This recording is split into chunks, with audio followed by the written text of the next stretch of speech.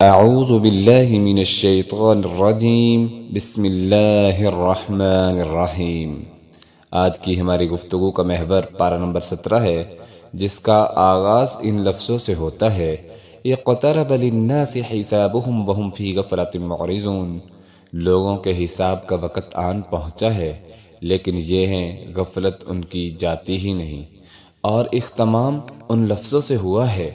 وَاعْتَصِمُوا بِاللَّهِ وَمَوْلَاكُمْ فَنِعْمَ الْمَوْلَىٰ وَنِعْمَ النَّصِيرُ۔ عقیدہ توحید کو مضبوطی سے تھام، وہی اللہ تمہارا مالک ہے، کیا ہی اچھا مالک ہے، کتنا ہی بہتر مددگار ہے۔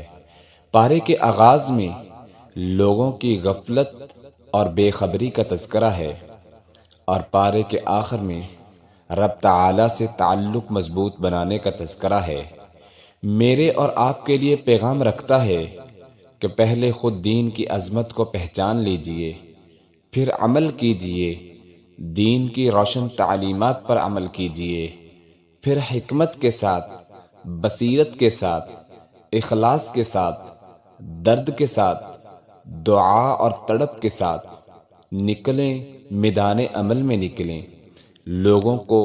خواب غفلت سے بیدار کرنے کے لیے نکلیں۔ انبیاء علیہم السلام کی اس دعوت کو عام کیجئے جو اللہ سبحانہ و تعالی نے امت محمدیہ کا عین فریضہ قرار دیا ہے۔ کنتم خیر امت اخرجت للناس تأمرون بالمعروف وتنہون عن المنکر۔ تمہارا دوسری قوموں سے، دوسری امتوں سے امتیاز اسی بنیاد پر ہے کہ تم لوگوں کو خیر کی دعوت دیتے ہو، تم لوگوں کو نیکی کا حکم دیتے ہو اور برائی سے منع کرتے ہو۔ آئیں دیکھتے ہیں اس بارے میں اللہ سبحانہ و تعالی نے کس چیز کا حکم دیا ہے اور کون کون سے احکامات ہم تک پہنچائے ہیں۔ اللہ سبحانہ و تعالی نے اس بارے میں دو صورتیں ہیں، جیسا کہ سورۃ الانبیاء اور سورۃ الحج۔ سورۃ الانبیاء کو سورۃ الانبیاء اس لیے کہا جاتا ہے کیونکہ اس میں بہت سے انبیاء اکرام علیہم السلام کا تذکرہ ہے، اس لیے اس کو سورۃ الانبیاء کہا جاتا ہے۔ مشرکین عرب کا زندگی کا یہ معمول تھا کہ بس زندگی ایک کھیل ہے جسے چند روز کھیل کر یوں ہی ختم ہو جانا ہے، اس کا کوئی نتیجہ نہیں نکلے گا، کسی کا حساب و کتاب نہیں ہوگا۔ اللہ تعالیٰ نے ان کو جوڑنے کے لیے یہ صورت کا آغاز ان لفظوں سے کیا کہ اقترب للناس حسابهم وهم فی غفلۃ معرضون، یعنی محمد صلی اللہ علیہ وسلم جس حساب کی بات کر رہے ہیں وہ کوئی دور نہیں بلکہ تمہارے سروں پر کھڑا ہے۔ اب تمہیں غفلت، لاپرواہی چھوڑ کر اپنی عاقبت کی فکر کرنی چاہیے، اور عاقبت کے لیے، آخرت کے لیے صرف ایک طریقہ ہے کہ محمد صلی اللہ علیہ وسلم کی دعوت کو قبول کیا جائے۔ اسباب: رسول اللہ صلی اللہ علیہ وسلم کی دعوت سے جس چیز نے انہیں دور کیا ہوا تھا وہ یہ تھا کہ وہ سوچ رہے تھے کہ انسان اور بشر نبی نہیں بن سکتا، جبکہ محمد صلی اللہ علیہ وسلم تو بشر ہیں، لہٰذا یہ نبی نہیں ہو سکتے۔ تو پھر سوال پیدا ہوتا ہے کہ اگر محمد صلی اللہ علیہ وسلم نبی نہیں ہیں تو پھر کیا ہیں ان کا یہ عظیم الشان کلام؟ اسے کیا نام دیا جائے؟ کچھ نے کہا کہ یہ جادو ہے، کچھ نے کہا یہ بیکار خواب ہے، اور کبھی کہتے ہیں محمد صلی اللہ علیہ وسلم شاعر ہیں اور یہ شاعرانہ کلام ہے۔ اللہ تعالیٰ نے ان کا جواب دیا: ما یأتیہم من ذکر من ربہم محدث الا استمعوہ وہم یلعبون لاہیۃ قلوبہم واسروا النجوى الذین ظلموا هل هذا الا بشر مثلکم افتأتون السحر وانتم تبصرون۔ ان کے پاس ان کے رب کی طرف سے کوئی نصیحت نہیں آتی جو نئی ہو مگر وہ اسے مشکل سے سنتے ہیں اور وہ کھیل رہے ہوتے ہیں، اس حال میں کہ ان کے دل غافل ہوتے ہیں۔ ان لوگوں نے خفیہ سرکشی کی اور جنہوں نے ظلم کیا اور کہنے لگے تو کیا تم جادو کے پاس آتے ہو حالانکہ تم دیکھ رہے ہو، یہ تم جیسے ایک بشر کے سوا کیا ہے؟ اس نے کہا میرا رب زمین و آسمان میں ہر بات کو جانتا ہے۔ اور بعض تو کہنے لگے کہ اس نے گڑ لیا ہے، بلکہ یہ شاعر ہے، پس یہ ہمارے پاس کوئی نشانی لے آئے جس سے پہلے رسول بھیجے گئے تھے۔ اور ان کا یہ تصور تھا کہ انسان نبی نہیں بن سکتا۔ اس کا جواب دیتے ہوئے اللہ تعالیٰ نے فرمایا وَمَا أَرْسَلْنَا قَبْلَكَ إِلَّا رِجَالًا نُوحِي إِلَيْهِمْ فَاسْأَلُوا أَهْلَ الذِّكْرِ إِن كُنتُمْ لَا تَعْلَمُونَ وَمَا جَعَلْنَاهُمْ جَسَدًا لَا يَأْكُلُونَ الطَّعَامَ وَمَا كَانُوا خَالِدِينَ۔ اللہ تعالیٰ نے ان کا جواب دیا اور ہم نے تجھ سے پہلے نبی نہیں بھیجے مگر مرد تھے جن کی طرف ہم وحی کرتے تھے، پس ذکر والوں سے پوچھو اگر تم نہیں جانتے۔ اور ہم نے انہیں محض جسم نہیں بنایا تھا جو کھانا نہ کھاتے ہوں اور نہ ہی وہ ہمیشہ رہنے والے تھے۔ یعنی اللہ تعالیٰ نے کافروں کا جواب دیا ہے کہ ہم نے اس سے پہلے بھی تو نبی بھیجے تھے جو کھانا بھی کھاتے تھے، وہ بھی انسان تھے، بشر تھے، ان کا بھی جسم تھا، تو تم کس طرح کی یہ ڈیمانڈ کر رہے ہو کہ نبی ہے تو ایسا ہوتا ویسا ہوتا، وہ بشر ہی نبی کو کیوں بنایا گیا؟ اللہ تعالیٰ کہتے ہیں پہلے بھی نبی آئے ہیں تو تم ان کی طرف کیوں نہیں دیکھتے؟ اسی طرح اللہ تعالیٰ نے قرآن مجید میں ہمیشہ توحید کا مسئلہ سادہ دلائل سے سمجھاتا ہے کہ تاکہ ہر سطح کا آدمی سمجھ آ جائے، ہر سطح کا آدمی کو سمجھ آ جائے۔ اللہ تعالیٰ فرماتے ہیں لَوْ كَانَ فِيهِمَا آلِهَةٌ إِلَّا اللَّهُ لَفَسَدَتَا فَسُبْحَانَ اللَّهِ رَبِّ الْعَرْشِ عَمَّا يَصِفُونَ لَا يُسْأَلُ عَمَّا يَفْعَلُ وَهُمْ يُسْأَلُونَ۔ اگر ان دونوں میں اللہ کے سوا کوئی اور معبود ہوتے تو دونوں ضرور جگڑ جاتے۔ یعنی اگر دو رب ہوتے، دو خدا ہوتے، دو اللہ ہوتے تو دونوں جگڑتے، ایک کہتا کہ میں نے چیز یہ بنانی ہے، دوسرا کہتا میں نے یہ چیز بنانی ہے۔ اللہ کہتے ہیں نہیں، سو پاک ہے اللہ جو عرش کا رب ہے ان چیزوں سے جو وہ بیان کرتے ہیں۔ اس نے پوچھا، اس سے نہیں پوچھا جاتا اس کے متعلق جو وہ کرے، اور ان سے پوچھا جاتا ہے۔ یعنی اللہ سبحانہ و تعالی نے واضح توحید کا پیغام پہنچا دیا کہ جو لوگ یہ کہہ رہے ہیں اللہ کے ساتھ شریک ٹھہراتے ہیں، سبحان اللہ، اللہ پاک ہے اور عرش پر مقیم ہے، اللہ تعالیٰ عرش پر بلند ہے، اما یصفون، جو وہ باتیں گڑھتے ہیں۔ یعنی جس طرح ایک گھر اور ایک ادارے کے دو یا دو سے زیادہ سربراہ ہوں تو وہ چل نہیں سکتا، تو پھر اتنی بڑی کائنات کے اگر دو سربراہ ہوتے تو یہ کیسے چلتی؟ ان میں مسائل بنتے رہتے۔ یہ اس بات کی دلیل ہے کہ کائنات کا صرف ایک ہی رب ہے۔ اسی طرح اللہ تعالیٰ نے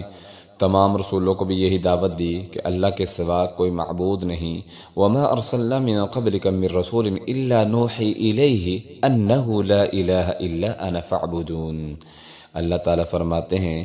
اے میرے رسولو، اور ہم نے تجھ سے پہلے کوئی رسول نہیں بھیجا مگر اس کی طرف یہ وحی کرتے تھے، حقیقت یہ ہے کہ میرے سوا کوئی معبود نہیں۔ اے نبی صلی اللہ علیہ وسلم کو کہا جا رہا ہے کہ آپ سے پہلے جتنے بھی رسول آئے ہیں ان کو بھی یہ دعوت دی گئی ہے کہ اللہ کے علاوہ کسی کو معبود نہیں بنانا اور اسی کی عبادت کرنی ہے۔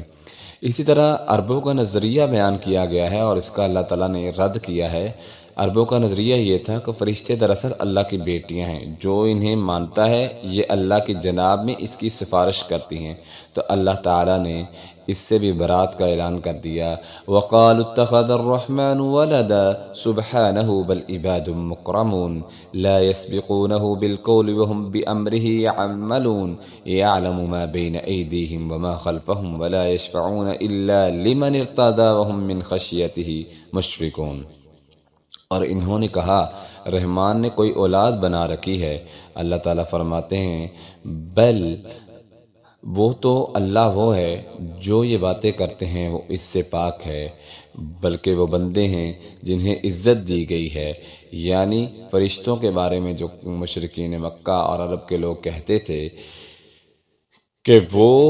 اللہ کی بیٹیاں ہیں، اللہ تعالیٰ فرماتے ہیں نہیں، وہ بات کرنے میں اس سے پہل نہیں کرتے اور وہ اس کے حکم کے ساتھ ہی عمل کرتے ہیں۔ یعنی فرشتوں کے بارے میں بتایا جا رہا ہے یہ وہ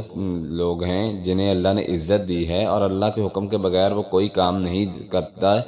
وہ جانتا ہے ان کے جو کچھ سامنے ہے اور جو ان کے پیچھے ہے۔ اللہ تعالیٰ کی ذات جانتی ہے فرشتوں کے آگے پیچھے کیا ہے، اور وہ کسی کی سفارش نہیں کر سکتے مگر اسی کے لیے جسے وہ پسند کرے، اور اسی کے خوف سے وہ ہمیشہ ڈرنے والے ہیں۔ یعنی اللہ تعالیٰ نے اس بات کی جو ہے تکذیب ان کو بتا دیا کر کے کہ یہ جو لوگ کہتے ہیں اللہ کی بیٹیاں ہیں، اللہ کہتے ہیں یہ میری بیٹیاں نہیں ہیں، بلکہ وہ تو سبحانہ ان تمام باتوں سے پاک ہے اور منزہ ہے، اعلیٰ ہے یہ جو لوگ اس طرح کی باتیں کرتے ہیں۔ اسی طرح اللہ تعالیٰ نے معبودان باطلہ کی حیثیت بتا دی۔ اللہ تعالیٰ نے مشرکین کے معبودوں کو حیثیت واضح کرتے ہوئے فرمایا قُلْ مَنْ يَكْلَؤُكُمْ بِاللَّيْلِ وَالنَّهَارِ مِنَ الرَّحْمَنِ بَلْ هُمْ عَنْ ذِكْرِ رَبِّهِمْ مُعْرِضُونَ، کہہ دیجئے کون ہے جو رات اور دن میں رحمان سے تمہاری حفاظت کرتا ہے، بلکہ وہ اپنے رب کے ذکر سے منہ پھیرنے والے ہیں، یا ان کے علاوہ ہمارے سوا کوئی اور معبود ہیں جو انہیں بچاتے ہیں، وہ نہ خود اپنی جانوں کی مدد کر سکتے ہیں اور نہ ہی کسی اور کی مدد کر سکتے ہیں، نہ کسی کا ساتھ دے سکتے ہیں۔ یعنی اللہ تعالیٰ فرماتے ہیں کہ اگر راتوں رات ہمارا عذاب آ جائے دن کی گھڑیوں میں یا رات کی گھڑیوں میں، تو رحمان کے علاوہ کون ہے ان کو بچانے والا؟ اگر ان کو کوئی بچانے والا ہے زمین میں جو ان کے نقصان کو پورا کر دے یا ان کی جانوں کی حفاظت کر دے، تو ہے کوئی ان کو بچانے والا؟ اللہ کے علاوہ کوئی بچانے والا نہیں ہے۔ اسی طرح اللہ سبحانہ و تعالیٰ نے عرب لوگ دین کے معاملے میں بڑی بے پرواہی برتتے تھے، اس کی وجہ بیان کرتے ہوئے فرمایا بل متعنا هؤلاء وآباءهم حتى طال عليهم العمر، بلکہ ہم نے انہیں ان کے باپ دادا کو ساز و سامان دیا یہاں تک ان پر لمبی عمر گزر گئی، پھر کیا وہ دیکھتے نہیں کہ ہم زمین کو آتے ہیں، اسے اس کے کناروں سے گٹاتے آتے ہیں، تو کیا وہی غالب آنے والے ہیں؟ یعنی ہماری اس مہربانی اور پرورش سے یہ اس غلط فہمی میں پڑ گئے ہیں یہ مشرکین اب مکہ جو ہیں کہ یہ سب کچھ ہمارا ذاتی ہے، اس کا کوئی چھیننے والا نہیں، اپنی خوشحالیوں اور سرداریوں کو یہ لازوال سمجھنے لگے ہیں اور ایسے خیال کرتے ہیں کہ ہمیں کچھ نہیں ہو سکتا۔ اللہ تعالیٰ فرماتے ہیں میں ان کی قسمتیں بنانے والا ہوں اور قسمتیں بگاڑنے کی قدرت بھی رکھتا ہوں۔ اسی طرح اللہ تعالیٰ نے قرآن مجید کے بارے میں فرمایا یہ ایک نصیحت ہے وَهَذَا ذِكْرٌ مُبَارَكٌ أَنزَلْنَاهُ أَفَأَنْتُمْ لَهُ مُنْكِرُونَ، اور یہ ایک بابرکت نصیحت ہے، نصیحت کر کے نازل کیا گیا، اگر تم اسے بھی انکار کرو گے تو پھر سابقہ انبیاء ان کی دعوت کا انکار کرنے والی اقوام کے انجام کو غور سے دیکھ لو کہ کس طرح ہم نے ان کا انجام کیا۔ اسی طرح اللہ تعالیٰ نے ابراہیم علیہ السلام کا واقعہ بیان کیا ہے۔ عرب ابراہیم علیہ السلام کی اولاد تھے اور اس پر فخر بھی کرتے تھے، تو اس صورت میں ابراہیم علیہ السلام ان کی دعوت جواب میں قوم کے رویے کا تذکرہ بڑی تفصیل سے بیان کیا ہے تاکہ انہیں معلوم ہو کہ ابراہیم علیہ السلام کی دعوت اور پیغام وہی ہے جو محمد صلی اللہ علیہ وسلم کا ہے، اور جو رویہ وہ آپ صلی اللہ علیہ وسلم کے ساتھ رکھے ہوئے ہیں وہ ابراہیم کے ورثاء کا رویہ نہیں بلکہ نمرود کے پیروکاروں کا ہے۔ یہ کسی بھی صورت میں ابراہیم کی اولاد کہلانے اور اس پر فخر کرنے کے مستحق نہیں۔ فرمایا وَلَقَدْ آتَيْنَا إِبْرَاهِيمَ رُشْدَهُ مِنْ قَبْلُ وَكُنَّا بِهِ عَالِمِينَ، اور بلا شبہ یقیناً ہم نے اس سے پہلے ابراہیم کو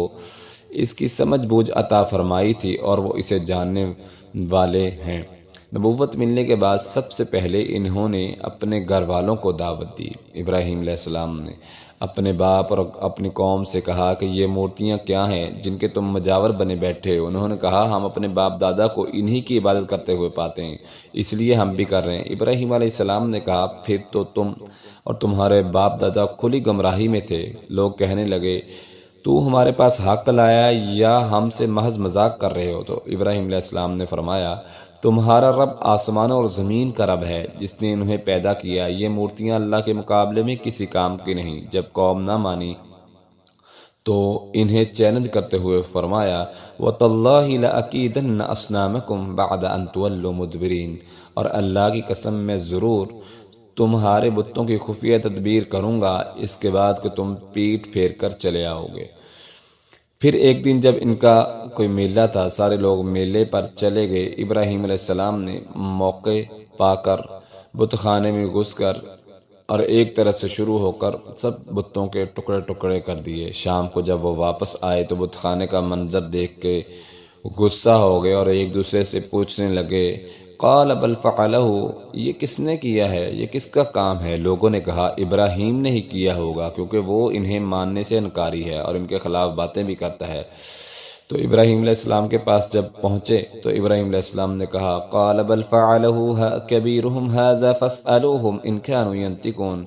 اس نے کہا بلکہ ان کے اس بڑے نے کیا ہے، سو ان سے پوچھ لو اگر وہ بولتے ہیں۔ قوم ابراہیم علیہ السلام کی بات کے سامنے لاجواب ہوگی، سب سوچ میں پڑ گئے کہ ابراہیم کو کیا جواب دیا جائے۔ قرآن کے الفاظ میں ان کی یہی حالت تھی، فرجعوا الی انفسہم، پس وہ لوٹے اس حال میں تو اپنے دلوں کی طرف لوٹے اور کہنے لگے یقیناً تم خود ہی ظالم ہو۔ پھر وہ اپنے سروں پر الٹے کر دیے گئے، بلا شبہ یقیناً تو جانتا ہے کہ یہ سب بولتے نہیں۔ تب ابراہیم علیہ السلام نے کہا، جب قوم والوں نے دیکھا کہ اب کوئی جواب نہیں ہے تو ابراہیم علیہ السلام نے کہا افتعبدون من دون اللہ ما لا ينفعکم شیئا ولا یضرکم اف لکم ولم تعبدون من دون اللہ افلا تعقلون، کہا پھر کیا تم اس کے سوا اس چیز کی عبادت کرتے ہو جو تمہیں نہ نفع دے سکتی ہے نہ تمہیں نقصان پہنچاتی ہے؟ اف ہے، افسوس ہے تم پر ان چیزوں پر جن کی تم اللہ کے سوا عبادت کرتے ہو، تو کیا تم سمجھتے نہیں؟ اس واقعہ کے بعد اتنی واضح دلیل کے بعد سوچنے اور مان لینے کی بجائے باپ دادا کے دین کی حمایت غالب آ گئی اور کہنے لگے آج اپنے دین کی خدمت اور تحفظ کا موقع ہے، اگر کچھ کرنا چاہتے ہو تو ابراہیم علیہ السلام کو آگ میں ڈال کر نشان عبرت بنا دو۔ ابراہیم علیہ السلام کو قید کر دیا گیا اور آگ میں ڈالنے کے لیے ایک دن مقرر کر دیا گیا۔ سب لوگ جھوٹے مذہب کے جنون میں ایک دوسرے سے بڑھ کر آگ جلانے کے لیے ایندھن جمع کرنے لگے۔ تو اللہ تعالیٰ نے جب آگ جلائی گئی تو آگ کو حکم دیا قلنا یا نار کونی بردا وسلاما علی ابراہیم، اے آگ تیرا کام تو ہے جلا دینا، راکھ بنا دینا، لیکن اب تو ٹھنڈی ہو جا، سلامتی والی ہو جا، کیونکہ میرا خلیل اس میں آ رہا ہے۔ تب ابراہیم علیہ السلام نے اپنا آبائی علاقہ عراق سے ہجرت اختیار کی اور فلسطین میں تشریف لے گئے، جب اللہ تعالیٰ نے ان کو اس آگ سے محفوظ فرما دیا۔ اور اللہ تعالیٰ فرماتے ہیں ہم اسی طرح اپنے پیغمبروں کی حفاظت کرتے ہیں، جو ہمارے دین پر چل پڑتا ہے مشکلات کے بعد ہم اس کے لیے آسانیاں پیدا فرماتے ہیں۔ سورت کے شروع میں بتایا گیا تھا کہ عرب محمد صلی اللہ علیہ وسلم کو اس لیے تسلیم نہیں کرتے تھے کہ وہ انسان اور بشر ہیں اور ان کی نظر میں کوئی بشر نبی نہیں بن سکتا۔ اللہ تعالیٰ نے اس کا جواب دے دیا تھا، اور اسی طرح اللہ سبحانہ و تعالیٰ نے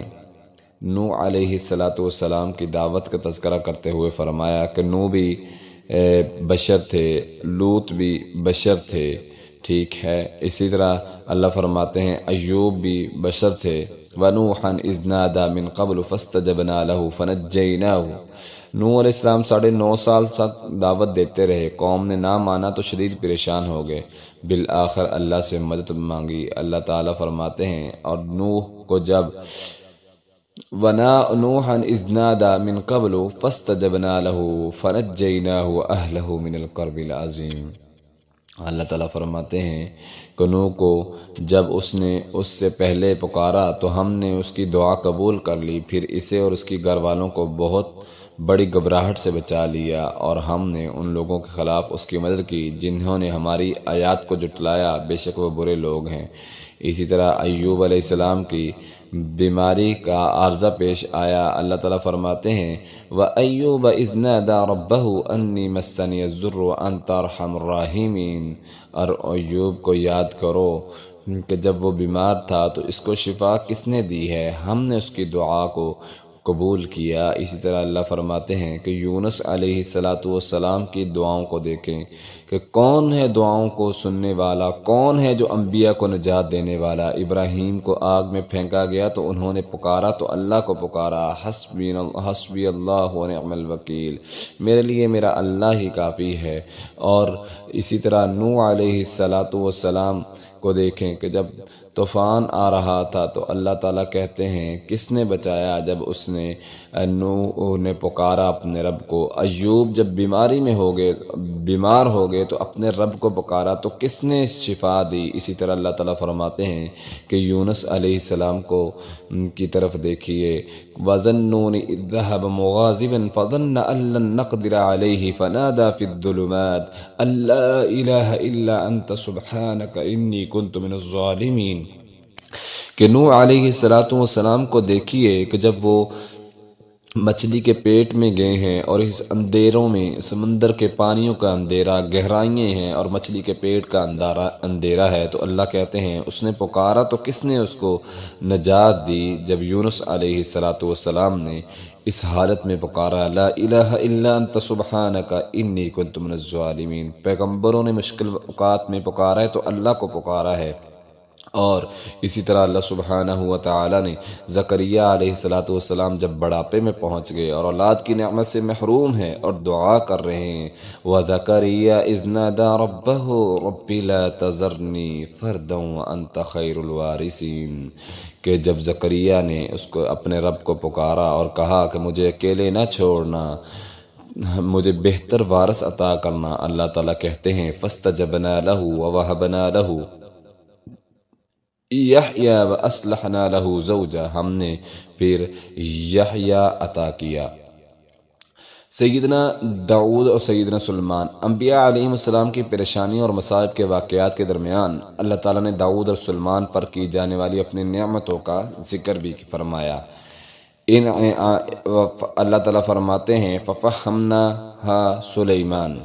اور ہم نے سلیمان کو سمجھا دیے اور ہم نے ہر ایک کو حکم اور علم عطا کیا، اور ہم نے داؤد کے ساتھ پہاڑوں کو مسخر کر دیا جو تسبیح کرتے تھے، اور پرندوں کو بھی ہم ہی کرنے والے تھے، اور ہم نے اسے تمہارے لیے ذرہ بنانا سکھایا تاکہ وہ تمہاری لڑائی سے تمہارے بچاؤ کرے۔ اللہ تعالیٰ نے سلیمان اور داؤد علیہ السلام کے بارے میں تذکرہ فرمایا کہ ان پر ہم نے کیا کیا انعامات کیے۔ ان انعامات کا تذکرہ کرنے کا مقصد بھی یہ تھا کہ انبیاء انسان ہوتے ہیں، وہ انسانوں والے جذبات اور خواہشات، خوشیوں اور پریشانیوں سے بھی متاثر ہوتے ہیں، لہٰذا یہ سمجھنا کہ نبی انسان نہیں ہوتا نہایت ہی غلط سوچ ہے، اللہ کے اصولوں کو نہ سمجھنے کا یہ نتیجہ ہے۔ ان واقعات سے یہ بھی پتہ چلتا ہے کہ تمام مشکلات کو حل کرنے والی ایک اللہ کی ذات ہے۔ مشکل کے بعد اگر مشکلات کو تبدیل کرنے والی، خوشیوں میں تبدیل کرنے والی وہ اللہ کی ذات ہے۔ عرب جو مشرکین مکہ تھے اس چیزوں کا انکار کرتے تھے۔ اسی طرح اللہ تعالیٰ نے سیدنا یونس علیہ السلام کا جو واقعہ بیان فرمایا ہے، پورے اذکار میں، پورے وظائف میں یہ واحد دعا ہے جس کا اللہ تعالیٰ فرماتے ہیں کہ ہم نے جواب دیا۔ جب یونس علیہ السلام نے پکارا لا الہ الا انت سبحانک انی کنت من الظالمین، تو اللہ تعالیٰ فرماتے ہیں فاستجبنا لہ ونجیناہ۔ ہمارے ہاں اس آیت کو آیت کریمہ کہا جاتا ہے۔ رسول اللہ صلی اللہ علیہ وسلم نے اس دعا کے متعلق فرمایا، جس مسلمان نے بھی ان الفاظ کے ساتھ کسی معاملے میں دعا مانگی تو اللہ تعالیٰ اسے ضرور قبول فرمائے گا۔ تو ہمیں دعاؤں کے دوران دعا اگر ہم چاہتے ہیں ہماری دعائیں قبول ہوں تو اسی طرح اس دعا کا اہتمام کریں۔ اسی طرح اللہ تعالیٰ نے قیامت کا تذکرہ فرمایا ہے، اور جو لوگ قیامت کو جھٹلاتے ہیں اللہ تعالیٰ فرماتے ہیں کہ ہم ان قریب ان پر جب یہ حساب کا وقت آ جائے گا، قریب وقت آ گیا ہے۔ سورت کے آخر میں اللہ تعالیٰ نے فرمایا ہے کہ یوم حساب کے قائم ہونے کا منظر بیان فرمایا ہے کہ حتیٰ اذا فتحت یأجوج و مأجوج، یہاں تک کہ یأجوج مأجوج کھول دیے جائیں گے اور ہر وہ اونچی جگہ سے دوڑتے ہوئے آئیں گے اور سچا وعدہ بالکل قریب آ جائے گا، تو اچانک یہ ہوگا کہ ان کی آنکھیں کھلی کی کھلی رہ جائیں گی جنہوں نے کفر کیا، اور کہیں گے ہائے ہمارے لیے بربادی، ہائے ہمارے لیے بربادی، کاش ہم غفلت برتنے والے نہ ہوتے، کاش ہم آج جہنم کا ایندھن نہ بنائے جاتے۔ تو اللہ تعالیٰ کہیں گے اس سے پہلے تمہارے پاس ہدایت کے لیے کتاب آئی تھی، رسول آئے تھے، مگر تم نے ان کا انکار کیا۔ تم نے دنیا میں ان کا انکار کیا اور تم نے ہمارے دین کو ہمیں بلا دیا۔ آج ہم تمہیں جہنم میں ڈال کر ہمیشہ کے لیے بلا دیں گے۔ اس کے بعد سورۃ الحج ہے۔ یہ سورۃ دو حصوں میں نازل ہوئی ہے۔ پہلا حصہ مکہ کے آخری دور میں نازل ہوا اور دوسرا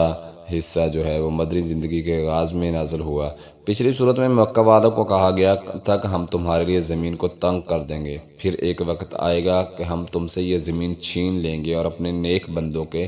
حوالے کر دیں گے۔ اور اس صورت میں مسلمانوں کو کافروں کے خلاف دفاعی جنگ کرنے کی اجازت دی۔ پچھلی صورت میں قیامت کے قریب آنے کا ذکر تھا اور اس صورت میں یوم حساب کی شدت اور سختی کا تذکرہ بیان فرمایا ہے۔ اللہ تعالیٰ فرماتے ہیں یا ایھا الناس اتقوا ربکم ان زلزلۃ الساعۃ شیء عظیم، اے لوگو اپنے رب سے ڈرو، بے شک قیامت کا زلزلہ بہت بڑی چیز ہے۔ جس دن تم اسے دیکھو گے ہر دودھ پلانے والی اس سے غافل ہو جائے گی جس سے اس نے دودھ پلایا، اور ہر حمل والی اپنا حمل گرا دے گی۔ تو لوگوں کو نشے کی طرح دیکھے گا، حالانکہ ہرگز اس دن کوئی نشہ نہیں ہوگا۔ یہ اللہ کا عذاب ہے بہت سخت۔ یعنی رسول اللہ صلی اللہ علیہ وسلم کو کہا جا رہا ہے کہ قیامت کا دن ایسا خطرناک دن ہوگا کہ ماں اپنے بیٹے سے، اولاد سے محبت کرنے والی، جو دودھ پلانے والی، وہ بھی اپنے بچے کو گرا دے گی اور چھوڑ دے گی۔ اتنا سخت دن ہوگا قیامت کا زلزلہ، اتنا سخت ہوگا۔ اسی طرح اللہ فرماتے ہیں یا ایھا الناس ان کنتم فی ریب من البعث، اے لوگو اگر تم اٹھائے جانے کے بارے میں کسی شک میں ہو تو بے شک ہم نے تمہیں حقیر مٹی سے پیدا کیا، پھر ایک قطرے سے، پھر کچھ جمے ہوئے خون سے، پھر گوشت کی ایک بوٹی سے، جس کی پوری شکل بنائی، اور جس شکل میں ہم نے چاہا ہم نے تمہارے لیے وہ واضح کر دیا۔ ہم جسے چاہتے ہیں ایک مقرر وقت تک رحموں میں ٹھہرائے رکھتے ہیں، پھر ہم تمہیں ایک بچے کی صورت میں نکالتے ہیں، پھر تاکہ تم اپنی جوانی کو پہنچو، اور تم میں سے کوئی وہ ہے جو قبض کر لیا جاتا ہے، اور تم میں سے کوئی وہ ہے جو سب سے کمی عمر کی طرف لوٹایا جاتا ہے، تاکہ وہ جاننے کے بعد کچھ نہ جانے۔ یعنی اللہ تعالیٰ نے ساری چیزیں واضح کر دی ہیں، لیکن مشرکین مکہ جو ہے وہ پھر بھی نہیں مان رہے تھے۔ پھر اللہ تعالیٰ نے مشرکین مکہ کو مخاطب کرتے ہوئے فرمایا اور کہا وَمِنَ النَّاسِ مَن يُجَادِلُ فِي اللَّهِ بِغَيْرِ عِلْمٍ وَلَا هُدًى وَلَا كِتَابٍ مُنِيرٍ، اور لوگوں میں سے کوئی وہ ہے جو اللہ کے بارے میں بغیر کسی علم کے اور بغیر کسی ہدایت کے، بغیر کسی روشن کتاب کے جھگڑا کرتے ہیں، اس حال میں کہ اپنا پہلو موڑنے والے ہیں، تاکہ اللہ کے راستے سے گمراہ کرے۔ اس کے لیے دنیا میں بھی رسوائی، اور قیامت کے دن ہم انہیں عذاب کا ایندھن چھکائیں گے۔ یعنی وہ لوگ جو مشرکین مکہ کو سخت وارننگ دی جا رہی ہے، جو بغیر دلیل کے نبی کریم صلی اللہ علیہ وسلم کو جھٹلاتے تھے اور اسی طرح ان پر ظلم و ستم کرتے تھے، اللہ تعالیٰ کہتے ہیں کہ ان لوگوں کو قیامت کا دن بھی سخت عذاب ہوگا اور دنیا میں بھی ذلیل و رسوا ہوں گے۔ اسی طرح متذبذب لوگوں کو اللہ تعالیٰ نے خطاب کیا، جو لوگ متذبذب تھے اور کہتے تھے کہ مکہ میں بہت سارے لوگ ایسے بھی تھے جو تمام تر دلائل کے باوجود محمد صلی اللہ علیہ وسلم کی دعوت اور مشرکین کے عرب میں فرق نہیں کر پا رہے تھے، تو اللہ تعالیٰ نے فرمایا وَمِنَ النَّاسِ مَن يَعْبُدُ اللَّهَ عَلَى حَرْفٍ، اور لوگوں میں سے کوئی وہ ہے جو اللہ کی عبادت ایک کنارے پر کرتا ہے، پھر اگر اسے کوئی بلائی پہنچ جائے تو اس کے ساتھ مطمئن ہو جاتا ہے، اور اگر اسے کوئی آزمائش پہنچے تو منہ پر الٹا پھر جاتا ہے۔ اس نے دنیا اور آخرت کا نقصان اٹھایا، یہی تو صحیح خسارہ پانے والے ہیں۔ انسان کی تخلیق کا مقصد اس سے مطلوب ہی یہ تھا کہ حق و باطل کی کشمکش میں حق کا ساتھ دیا جائے۔ اگر کوئی شخص حق و باطل کی اس جنگ میں حق کا ساتھ نہیں دیتا بلکہ اپنی جان بچانے کے لیے الگ تھلگ رہ کر خود کو گوشہ عافیت میں سمجھتا ہے، اسے یاد رکھنا چاہیے کہ وہ نہ دنیا میں کامیاب ہو سکتا ہے اور نہ آخرت میں کامیابی اس کا مقدر بنے گی۔ اسی طرح اللہ سبحانہ و تعالیٰ نے مشرکین مکہ کو دو چیزوں پر جو بڑا فخر تھا، ایک وہ ابراہیم علیہ السلام کی اولاد ہیں، دوسرا وہ بیت اللہ اور حاجیوں کی خدمت گار ہیں۔ تو اللہ تعالیٰ نے فرمایا کہ ابراہیم علیہ السلام کو ہم نے حکم دیا تھا کہ وہ بیت اللہ کی تعمیر کرنے اور حج کا اعلان کرنے کا حکم ہم نے دیا تھا، اس میں بطور خاص یہ حکم تھا کہ یہ سارے کام خالص اللہ کے لیے ہونے چاہیے، ان میں شرک کا شبہ نہیں ہونا چاہیے۔ وَإِذْ بَوَّأْنَا لِإِبْرَاهِيمَ مَكَانَ الْبَيْتِ أَلَّا تُشْرِكْ بِهِ شَيْئًا وَطَهِّرْ بَيْتِيَ لِلطَّائِفِينَ وَالْقَائِمِينَ وَالرُّكَّعِ السُّجُودِ وَأَذِّنْ فِي النَّاسِ بِالْحَجِّ، اور جب ہم نے ابراہیم کے لیے بیت اللہ کی جگہ متعین کر دی کہ میرے ساتھ کسی کو شریک نہ کر، اور میرے گھر کا طواف کرنے والوں اور قیام کرنے والوں اور رکوع اور سجود کرنے والوں کے لیے پاک کر، لوگوں میں حج کا اعلان کر دے، وہ تیرے پاس پیدل آئیں اور سواری پر آئیں، جو دور دراز سے راستے پر آئیں۔ پھر فرمایا فَاجْتَنِبُوا الرِّجْسَ مِنَ الْأَوْثَانِ وَاجْتَنِبُوا قَوْلَ الزُّورِ، پس بتوں کی گندگی سے بچو اور جھوٹی بات سے بچو، اس حال میں کہ اللہ کے لیے ایک طرف ہونے والے ہو، اس کے ساتھ کسی کو شریک نہیں ٹھہرانا۔ گویا اللہ کے ساتھ شریک جو ٹھہراتے ہیں تو وہ ان پر اچانک آسمان گر پڑے، پھر اسے پرندے اچک لیں یا اسے ہوا کسی دور جگہ لے جائے، اللہ تعالیٰ ہر چیز کی خبر رکھنے والا ہے۔ اسی طرح اللہ سبحانہ و تعالیٰ نے قربانی کے آداب بیان فرمائے ہیں۔ دنیا کے تمام مذاہب میں قربانی کرنے کا تصور موجود ہے تاکہ آدمی اپنے مال اور جن جانوروں سے وہ محبت کرتا ہے انہیں اپنے رب کے حضور پیش کرے اور اس کی خوشنودی حاصل کرے۔ اسلامی عبادات میں قربانی اہم حیثیت رکھتی ہے۔ اللہ تعالیٰ فرماتے ہیں وَلِكُلِّ أُمَّةٍ جَعَلْنَا مَنْسَكًا لِيَذْكُرُوا اسْمَ اللَّهِ عَلَى مَا رَزَقَهُم مِّن بَهِيمَةِ الْأَنْعَامِ فَإِلَٰهُكُمْ إِلَٰهٌ وَاحِدٌ فَلَهُ أَسْلِمُوا وَبَشِّرِ الْمُخْبِتِينَ، اور ہم نے ہر امت کے لیے ایک قربانی مقرر کی ہے تاکہ وہ اپنے پالتو چپاہوں پر اللہ کا نام ذکر کریں، اور جو اس نے انہیں دیے ہیں، سو تمہارا معبود ایک ہے، اسی کی فرما بردار ہو جاؤ اور عاجزی کرنے والے اور خوشخبری حاصل کرنے والوں میں شامل ہو جاؤ۔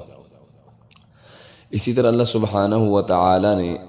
تباہ حال اقوام سے عبرت حاصل کرنے کا پیغام دیا کہ اللہ کے اصول پہلے دن سے ایک حد سے جب قوم بڑھ جاتی ہے، جب قوم نبیوں کا انکار کرتی ہے تو اللہ کا عذاب آتا ہے۔ اللہ تعالیٰ فرماتے ہیں وَإِن يُكَذِّبُوكَ فَقَدْ كَذَّبَتْ قَبْلَهُمْ قَوْمُ نُوحٍ وَعَادٌ وَثَمُودُ وَقَوْمُ إِبْرَاهِيمَ وَقَوْمُ لُوط، اور اگر وہ تجھے جھٹلائیں تو بے شک ان سے ذکر کر پہلی قوموں کا، ان میں سے پہلی قوم نوح اور عاد اور ثمود نے جھٹلایا، ابراہیم کی قوم نے اور لوط کی قوم نے اور مدین والوں نے موسیٰ کو جھٹلایا گیا تو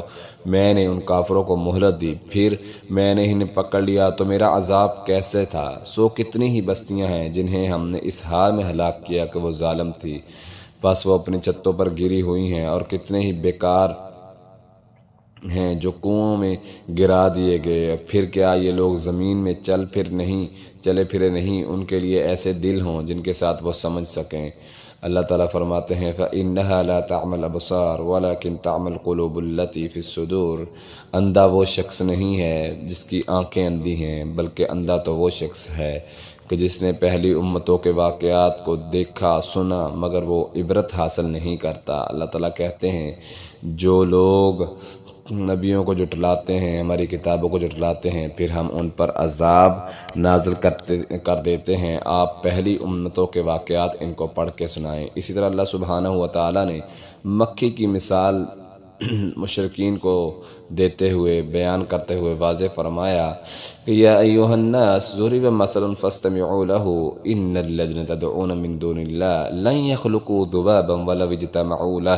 اے لوگو ایک مثال بیان کی گئی ہے سو اسے غور سے سنو، بے شک وہ لوگ جنہیں تم اللہ کے سوا پکارتے ہو ہرگز ایک مکھی پیدا نہیں کر سکتے، خواہ وہ اس کے لیے جمع ہو جائیں، اگر مکھی ان سے کوئی چیز چھین لے وہ اسے چھڑا نہیں سکتے، کمزور ہیں مانگنے والے بھی اور وہ بھی جس سے مانگا گیا ہو۔ انہوں نے اللہ کی قدر نہیں کی جو اللہ کی قدر نہیں کرتا، ما قدر اللہ حق قدری، انہوں نے اللہ تعالیٰ کی قدر اس طرح نہیں کی جس طرح قدر کرنے کا حق تھا، بے شک اللہ تعالیٰ بہت قوت والا ہے اور غالب حکمت والا ہے۔ یعنی یہاں ان لوگوں کو کہا جا رہا ہے جو غیر اللہ کو پکارتے ہیں اور کہتے ہیں کہ فلاں پیر، فلاں کرنے والا، فلاں صاحب میری مدد کر دیں گے۔ اللہ کہتے ہیں ضعف الطالب والمطلوب، مانگنے والا بھی کمزور ہے اور جس سے مانگا جا رہا ہے وہ بھی کمزور ہے۔ یہ تو ایک مکھی کے پر جتنی بھی طاقت نہیں رکھتے، تو تم ان سے مانگ رہے ہو۔ اسی طرح اللہ تعالیٰ نے پارے کے آخر میں مسلمانوں کو نصیحت کرتے ہوئے فرمایا یا ایھا الذین آمنوا ارکعوا واسجدوا واعبدوا ربکم وافعلوا الخیر، اے لوگو جو ایمان لائے ہو، رکوع کرو، سجدہ کرو اور اپنے رب کی عبادت کرو، نیکی کرو، اسی میں خیر ہے، اسی میں تمہارے لیے بلائی ہے۔ واعتصموا باللہ، اگر تم اللہ کی رسی کو، اللہ کی شریعت کو، اللہ کے بھیجے ہوئے رسولوں کو تسلیم کر لو گے تو اللہ تعالیٰ کے ساتھ شرک نہیں کرو گے، اور وفعلوا الخیر لعلکم تفلحون، نیکی کو اختیار کرتے رہو گے تو اسی میں فلاح ہے، اسی میں کامیابی ہے۔ تو اگر ہم چاہتے ہیں دنیا میں ہمارے لیے کامیابیاں میسر ہو جائیں تو شرک سے بیزار ہو کر اللہ تعالیٰ کی توحید کی رسی کو تھام لیجئے، اور اللہ کی جو رسی کو تھام لیتے ہیں اللہ تعالیٰ فرماتے ہیں ہوا مولاکم، پھر اللہ تمہارا مولا بن جاتا ہے اور تمہارا مددگار بن جاتا ہے۔ فنعم المولا، پس کتنا ہی اچھا ہے وہ مولا، ونعم النصیر، اور کس قدر ہے وہ مددگار۔ جس کو اللہ کی مدد شامل ہو جائے، جس کا دوست اللہ بن جائے، اس کے لیے اور بڑی سعادت کیا ہو سکتی ہے۔ اس لیے دنیاوی مشکلات میں اگر کوئی مشکل وقت آن پڑے تو انبیاء کی سیرت کو دیکھیے، اور جس طرح انبیاء نے پکارا ان دعائیہ کلمات کے ساتھ اللہ تعالیٰ کو پکاریں، وہی ہم سب کا حاجت روا ہے، وہی مشکل کشا ہے، وہی بگڑی بنانے والا ہے۔ اللہ سبحانہ و تعالی ہم سب کی نیک حاجات اور نیک تمناؤں کو پورا فرمائے۔ اقول قولی ھذا استغفر اللہ من کل ذنب واتوب الیہ۔